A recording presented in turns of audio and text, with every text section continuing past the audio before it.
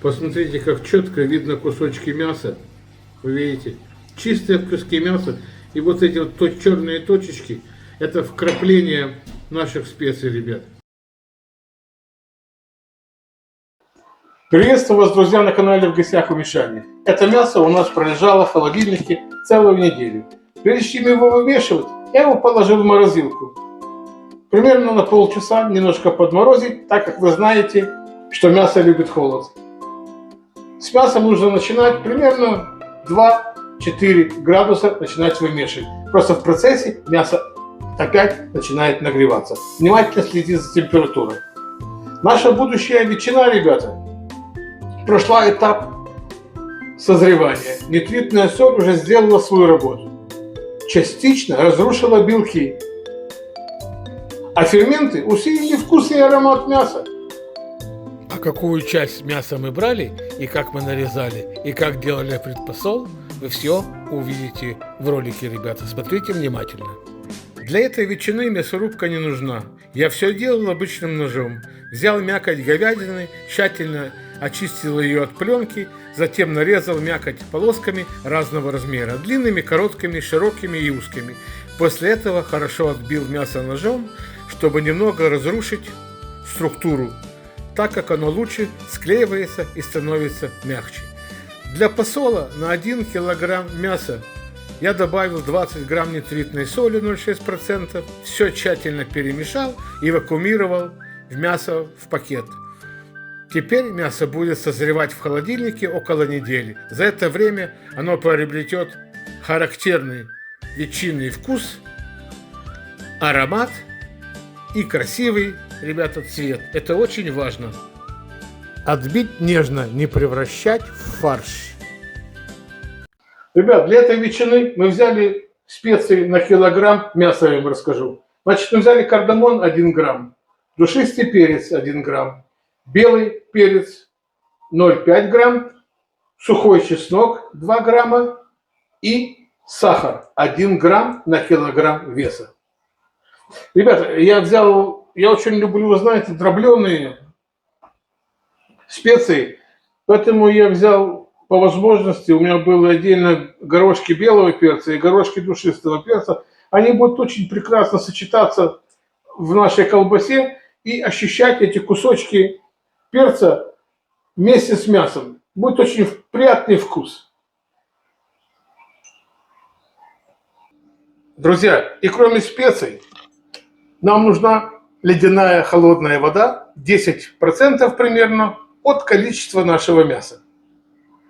Вода нужна не только для того, чтобы специи равномерно распределились, но и для того, чтобы ветчина получилась более сочной и нежной, ребята. Это очень важно.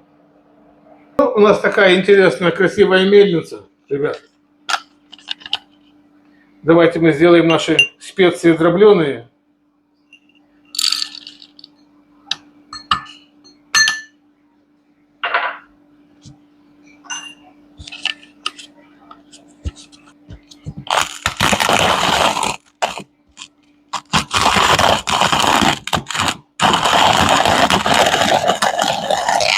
Вот так.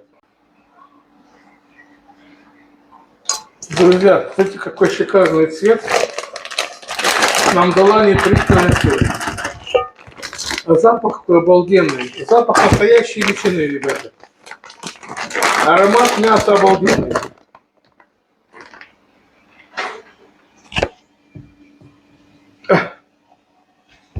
Обалденный аромат мяса. Ну, мы сейчас будем вымешивать. Ребята, не бойтесь нитритной соли. Нитритная соль только польза от нее в мясе. Значит, первое, что делает соль, и очень важно, она борется с палочками ботулизма. Удлиняет, то есть, срок службы продукта. И третье, дает ветчинный вкус и запах. Посмотрите, какое шикарное мясо у нас. Давайте мы подготовим немножко мяса.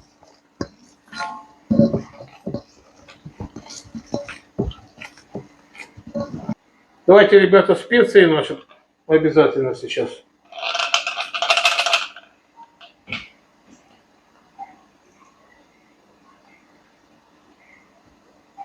Вот так. Добавим водичку, ребят.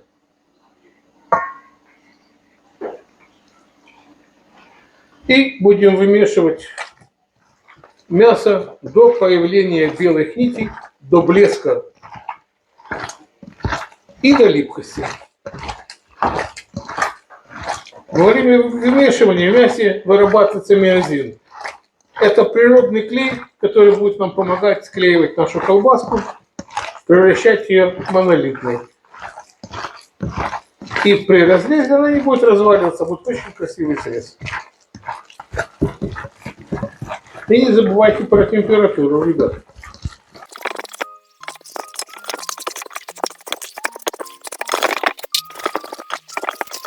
Уже какой аромат обалденный.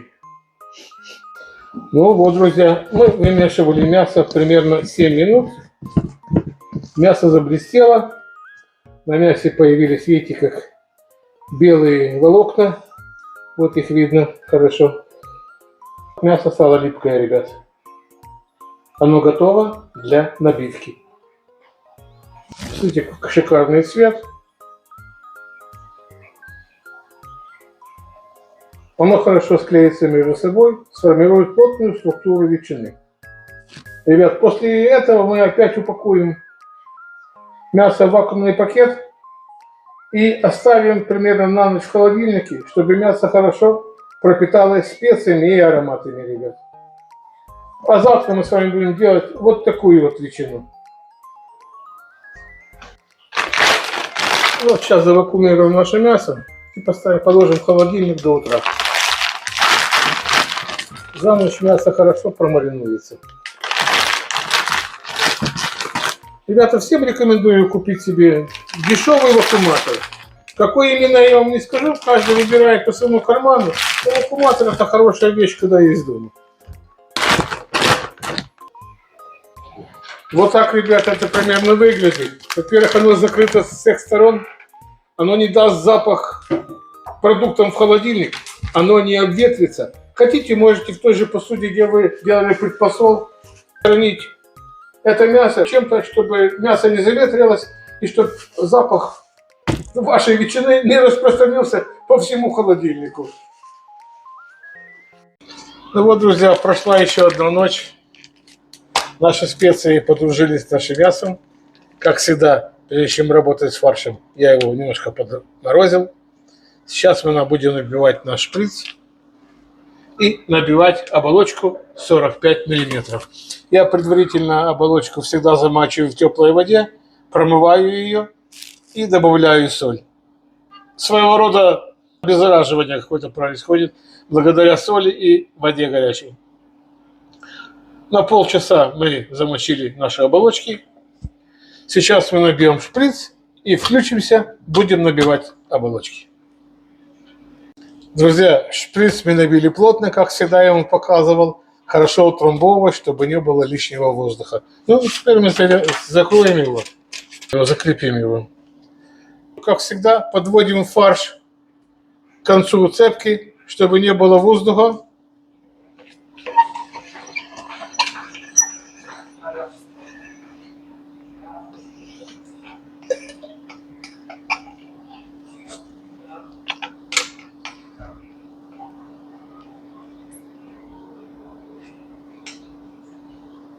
Ну и как всегда, взяли оболочку, завязали ее с одной стороны, одеваем на цепку,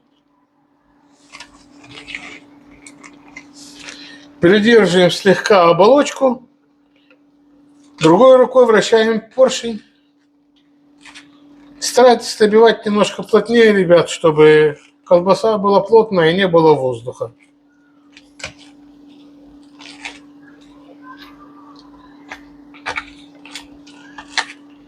И все, вот такими движениями до конца.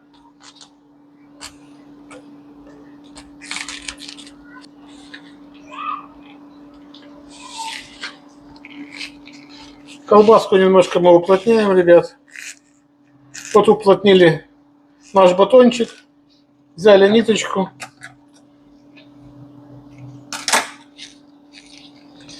И вот такими движениями, ребят, мы уплотняем батон.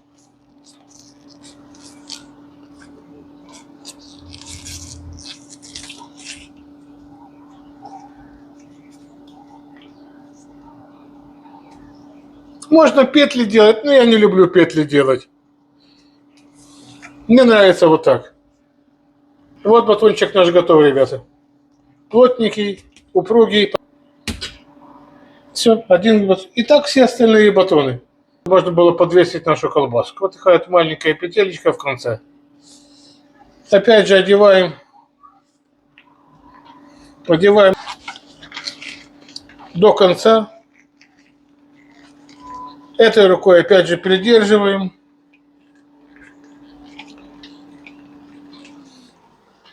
Другой рукой вращаем поршень. И вот происходит набивка колбаски. Опять же, старайтесь набивать колбаску плотнее немножко,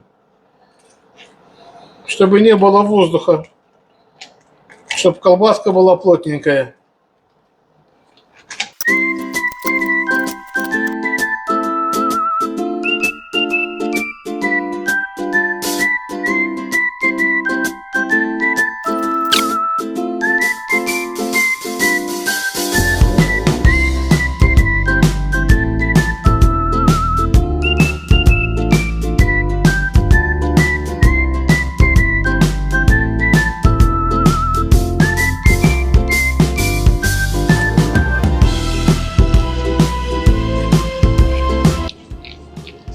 Вот так. И натягиваем колечки. Видите, как мы натягиваем колечки уплотнительные? Вот такие вот колечки уплотнительные мы натягиваем, ребят. Вот они. Только не пересердствуйте, чтобы колбаса ваша не лопнула. Или чтобы не открылась здесь.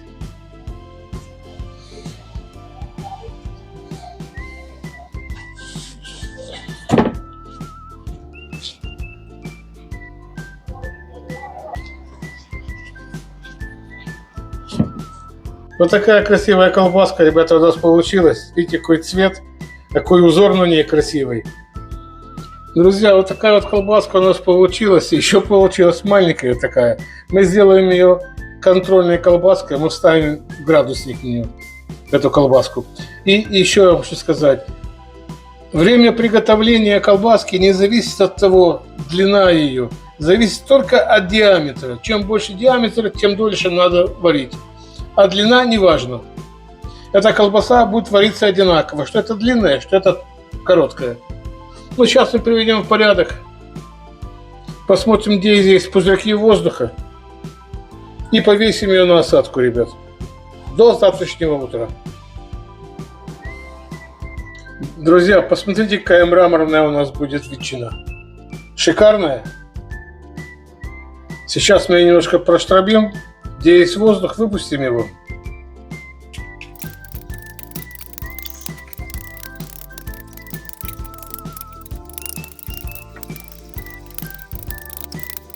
Друзья, так как у нас колбаска еще влажная, с нее течет немножко вода, потому что и оболочка была замочена в воде. Она подсохнет, откапает вот. Потом мы повесим ее в холодильник, чтобы она не запачкала холодильник. Как подсохнет, сразу ее в холодильник на осадку. Друзья, наша колбаса провисела ночь в холодильнике. Сейчас она висит на кухне уже в течение 3 часов. То есть она проходит этап отепления. Друзья, как мы говорили с вами, я воспользуюсь этим маленьким батоном. Это будет тут у нас как тестер. Мы ставим щуп в центр нашей колбаски, чтобы знать, какая температура внутри колбасы. Ребят, внутри колбасы у нас 20 градусов. Вот с такой температуры уже можно колбасу отправлять в духовку. Друзья, колбаса у нас в духовке. Поставили 2 градусника. Один градусник контролирует температуру в духовке, другой градусник контролирует температуру внутри колбасы. Это очень важно, чтобы получить хороший, качественный продукт. Значит, ребята, первый этап приготовления колбасы у нас сушка. Значит, верхний и нижний тен духовки включен. Духовку ставим на 50-60 градусов. До достижения колбасы внутри 45-40 градусов. Это будет первый этап. Верхний и нижний тен включен, плюс конвекция. Поехали! И периодически, ребята, можно открывать дверьку, потому что происходит сушка, будет влага, чтобы выходила лишняя влага. Да, друзья, обратите внимание, на этом этапе колбаса такая не красочная, не яркая, невзрачная. После прохождения первых двух этапов, это сушка и жарка, она приобретет темно-бордовый цвет, ребята. Первый этап у нас закончился, приготовление колбасы. Значит, внутри колбасы 40 градусов. Переходим на второй этап, это жарко. Поднимаем температуру в духовке до 80 градусов. От 80 до 85. Верхний, нижний тен работает, плюс конвекция. Тут тоже можно приоткрывать иногда дверьку. И жарим колбасу до внутренней температуры 58-57 градусов. Вот, друзья, как я говорил, второй этап закончился. На первом и втором этапе колбаска набрала цвет. В колбаске сейчас внутри 58 градусов. Переключаем духовку на нижний тен. Ставим кипяток. Температура в духовке 80. Нижний тен работает до достижения температуры в колбасе 72 градуса. Друзья, третий и заключительный этап приготовления колбасы – это варка. Переключаем духовку на нижний тен. Поставили кипяток. Оставляем температуру в духовке 80 градусов. Закрываем дверки и при помощи пара варим колбасу до температуры 72 градуса. На третьей стадии нельзя открывать духовку, ребята. Там должен быть пар. И будем варить нашу колбаску. Друзья, закончился третий этап варка. Внутри колбасы 72 градуса. Друзья, мы охлаждаем нашу колбаску, чтобы она взяла форму. И прекратить процесс варения, чтобы ее не пересушить, чтобы она осталась сочной и вкусной, ребят. Друзья, вот эти красивые вкрапления специй, вы видите? То, что я говорил. При разрезе будет очень красиво. Друзья, наша колбаска подкоптилась. Мы ее повесили проветрить. Сейчас она проветрится от копчения. Мы ее повесим в холодильник на стабилизацию. Завтра мы ее попробуем с вами обязательно. Наша ветчина, ребята, пролежала ночь в холодильнике, стабилизировалась, набрала еще вкус. Давайте посмотрим, что у нас получилось. Давайте ее разрежем и попробуем ее.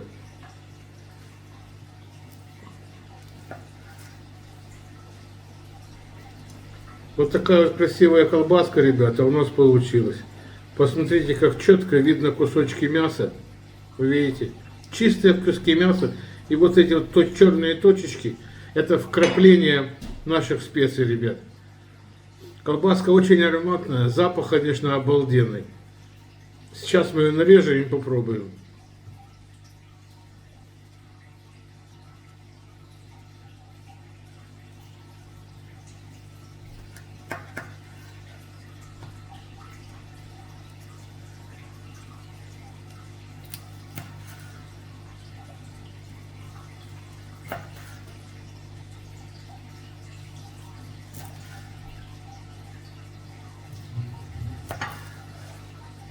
Ребята, я ее режу, у меня слюни текут, такой запах обалденный. Я думаю, этот рецепт еще немногие делали, а может вообще даже не делали. Это мой, так сказать, авторский рецепт. Специи, которые я рассчитал в мясе, нам очень подходят этому мясу и не мешают друг другу. А что главное, не перебивают вкус мяса. Посмотрите, какая это красота.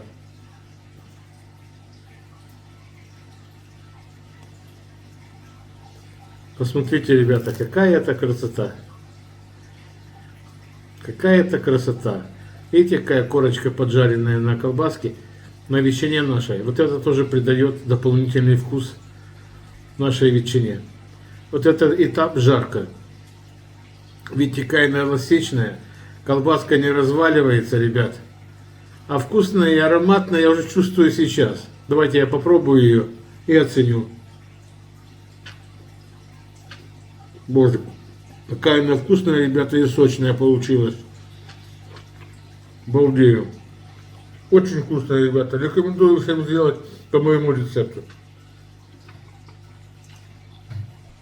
О монолитности этой ветчины нам говорит очень важный параметр. При нарезании она у нас не развалилась, ребята. Она стала монолитная. При правильном вмешивании она склеилась, все частицы склеились между собой. Это не был фарш, это было просто отбитое мясо. Ребята, посмотрите, какая она эластичная. Видите? Она не валится, она не ломается. Посмотрите. Отличный результат у нас получился. Мне очень нравится, ребят. Всем мира, добра, здоровья. Подписывайтесь на мой канал, ставьте мне лайк, ребята. Я думаю, заслужил. Ветчина очень хорошая. Попробуйте сделать и не бойтесь. Главное, делайте, чтобы было желание и хорошее настроение, чтобы сделать такую красоту, ребят. Всем пока.